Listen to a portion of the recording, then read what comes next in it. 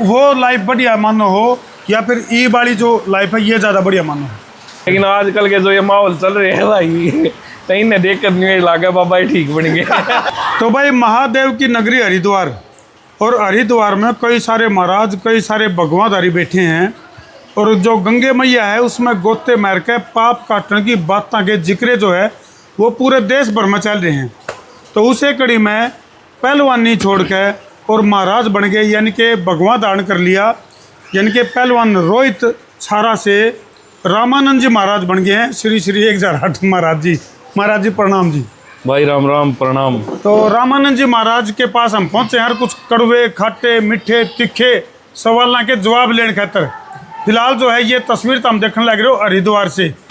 तो महाराज जी हरिद्वार यानी कि महादेव की नगरी है, और आम तौर पर लोगों में या फिर भगवाधारियों के द्वारा एक बात प्रचलित है, अगर भाई गंगे मैया में जो गोते मार ले हैं उसके पाप कटते हैं। तो कौन से पाप कटे हैं? कैमरामैन फोकस करो, कौन से पाप कटे हैं जी? देखो भाई, सब ये अपने विचार है। जो ये आपने बात कही है कि भाई के नाम लिया गंगा जी में नहाए थे पाप कटा है, ये तो एक मिथ्या है। क्योंकि पाप कटने का मतलब ये है, जब आप गंगा जी में स्नान करते हो तो गंगा जी में पवित्र जल में खड़े होगा, आप कोई ना कोई ऐसा निर्णय लो कि मैं अपने जीवन की ये बुराई त्याग करके चल रहा हूँ यहाँ से। तब तो गंगा जी कुछ सुधार कर सकती है। और भाई जिससे सीजन आओगा पीणिया खानिया में गोते मारेगी। एक ले गोते मारने तो बात नहीं बनेगी। एक ले गोते मारने तो बात को नहीं बनेगी। तो महाराज जी जैसे आपने भगवा धारण कराया, और उससे पहले का जो जीवन आपका मन न्यू सुनन में आई है, घर के आपका ब्याह करने फिरे थे और फिर भी भगवा धारण कर लिया आपने।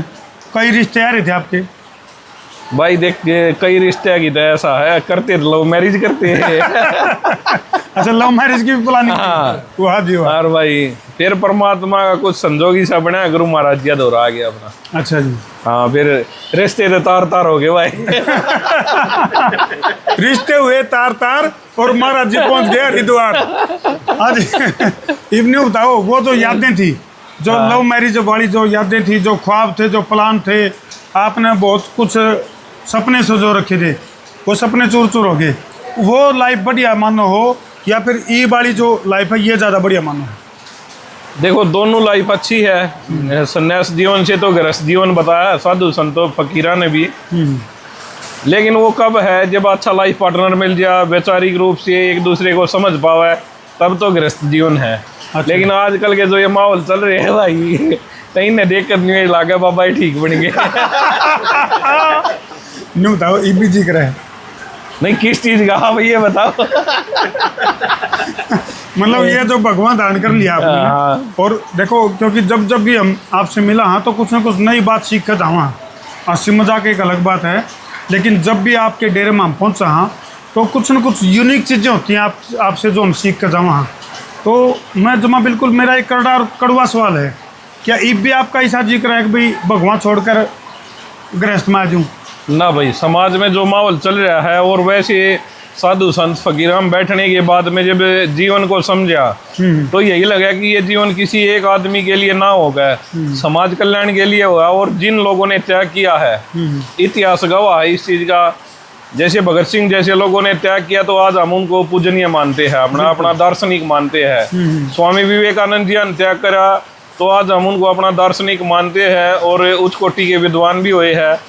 ऐसे ही जिन जिन संत महापुरुषों ने त्याग किया, उनको देख के, उनके चरित्र को देख के यही लगा कि जैसे ये त्याग कर रहे हैं, अगर समाज कल्याण के लिए ये जीवन जिया गया तो कभी ना कभी भाई बंधु अपने यार दोस्त हमने भी याद जरूर करेंगे। तो महाराज जी जो श्रद्धालु हैं, जो गंगे मैया की शरण में आए हैं और गंगे मैया में गोते मार के नहीं सोचेंगे भी तेरे पाप कट जाएंगे, तो पाप कटने का आपने बताया भाई केवल गोता मारने तो पाप को नहीं कटा, तो उपाय तो बता दो, तरीका तो बताओ ताकि उनके पाप कट जाए श्रद्धालुओं के। देखो, आप किसी भी संत के पास चले जाओ, हजारों लोगों ने, कई हजार लोगों ने लाल कपड़े डाल रखे हैं, किसी ने सफ़ेद डाल रखे हैं।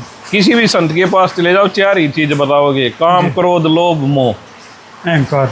हाँ, ये 4-5 यही चीज़ें हैं। आपने वो 4-5 चीज़ छोड़ने के लिए पूरा जीवन निकल जाता है, और वही नहीं छोड़ पाती। अभी जैसे मैं यहाँ गद्दी पे पीठाधीश्वर हूँ 7-8 जगह, गुस्सा भी आ जाता है, भाई कई बार आदमी ऐसी आप शब्द बोल दे, उस पर एक्शन का रिएक्शन प्रकृति का नियम है, लेकिन जहाँ तक हो उस पर कंट्रोल करने की कोशिश करते हैं। जैसे अभी आपने थोड़ी देर पहले पूछा कि बाबा जी गृहस्थ जीवन जीने का मन करता है, देखो वासना की पैदाइश है। माँ बाप जब मिले उसके कारण हम पैदा हुए, जो हमारे अंदर जो शुक्राणु है, जो सिम्टम्स है। अब खेत में हमने गेहूं बोया तो जब वो पैदावार होगे तो गेहूं ही आओगे ना, ठीक बात है। लेकिन उस पे जो वासना, उस पे संतों के पास रहे, उन्होंने एक तरीका बताया कि भाई इस तरीके से इसको कम। और जीवन में कई चीजें होती हैं, नींद, भूख, वासना, आप इनको कितना ही बढ़ा सकते हो, कितना ही घटा सकते हो, ये आपके हाथ में है। तो आपका जो ये जीवन आपने धारण कराया है भगवान वाला, इसके आइडियल किसको मानो आप? देखो, जो गुरु शब्द लिया वो गुरु जी ने, महाराज जी जो स्वामी सच्चिदानंद जी थे, मेरे गुरु जी थे, उन्होंने मेरे को शब्द सार दिया। और जो मैंने अपने लाइफ जीने का जो चेंजमेंट किया वो उदासीन अखाड़े के महामंडलेश्वर स्वामी हरिप्रकाश जी महाराज जी है, 94 साल के, वो आज भी अपने जीवित है। तो उनकी बातों से प्रभावित हो गए। जैसे नाम तो गुरु महाराज ने दे दिया, लेकिन पैसे का मोह या मान बढ़ाई का मोह, ये चीज़ें जो 94 साल का अनुभव उन्होंने दिया, उसी से थोड़े प्रभावित हम ये हुए कि तो हरिप्रकाश महाराज जी अपने आइडल है इस मामले में जो, और शब्द सार मेरे गुरु का था। तो वैसे तो आपने पहलवानी छोड़ दी, लेकिन उसके बावजूद भी आपकी जो रुचि है वो मतलब हरियाणा, बैठ तो गए हरिद्वार में, लेकिन हरियाणा में ही भी कनेक्शन से जुड़े रहे हैं। चाहे वो आपके अपने छारा गांव से है या हरियाणा में कोई भी अखाड़ा है, कोई भी खेला का कोई दंगल हुआ है, तो उसमें कितने कितने आप दिख जोड़ है। देखो, स्वामी विवेकानंद ने कोई जन्मभूमि ऐसी है जैसे माँ का गर्भ जी। और मैं 23 साल तक, 22-23 साल तक हरियाणा में रहा। मेरी मातृभाषा हरियाणवी है और मैंने प्राउड फील होता है अच्छा जी कि भाई हरियाणा में जन्म लिया। हरियाणा जो क्षेत्र है वो आज से नहीं, अपने जो युद्ध हुआ था अपने कुरुक्षेत्र में, बिल्कुल, और चर्चित तो रहा है ऐसे ही खाड़ा में, और इन खेल के प्रति मेरा आज भी लगाव है। और जब तक शायद जिंदा रहेंगे तब तक हरियाणा से जुड़े रहेंगे। महाराज जी, ईब अगर फिलहाल की अगर मैं बात करूं तो आपके जीवन का सबसे बड़ा लक्ष्य क्या है? लक्ष्य यही है कि भाई परमात्मा ने जिस योग्य बनाए, जैसे जितना अपना सामर्थ्य होगा, गरीब बच्चों को पढ़ाना, या किसी को जैसे पहलवानी लाइन में जाते हैं कई अखाड़ा में, वहाँ बच्चे इकट्ठे हो जाते हैं। महाराज जी ब्रह्मचार्य के ऊपर आप बताओ, जिन चीज़ों का अनुभव हमने है उनको आगे बताते हैं, भाई ये कुछ नहीं है, अपने आप 4 साल या 10 साल ब्रह्मचारी रह जाओ। जैसे एक 19 साल का लड़का है, वो 10 साल अपने ब्रह्मचार्य को अपना कंट्रोल कर ले, ताउम्र सरकारी जॉब भी मिल जाएगी, आगे चल के वासना भी कर सकता है, कुछ भी कर सकता है, वो उसकी अपनी इच्छा है। लेकिन जो वो 10 साल की जो रोकथाम है, हमने वो जीवन जिया था, हम उसको ये बता सकते हैं, छोटे भाई या बेटा तू इस तरीके से इसने रोक ले, आगे तेरे लिए अच्छा होगा। बिल्कुल, मानना ना मानना वो अगले के ऊपर निर्भर है। चलो भाई, महाराज जी ने जीवन के कई गूढ़ रहस्य हैं जो उन पर पर्दा उठाने की कोशिश करी है। कई सारे जो सारगर्भित जो शब्द हैं वो जो तारा समझ में आएंगे होंगे तो तारी कायाकल्प हो जाएगी। और भाई ब्रह्मचर्य आश्रम की बात करा, चाहे वो गृहस्थ की बात करा, चाहे वो वानप्रस्थ की बात करा, और चाहे वो संन्यास आश्रम की बात करा, सभी आश्रमों के लिए महाराज जी ने कई सारे राज जो है वो तारा के खोल दिए हैं। और भाई जिस मानस ने लोकेशना, पुत्रेशना और वितेशना, ये 3 चीज़ छोड़ दी हो तो वही सन्यासी हुआ है।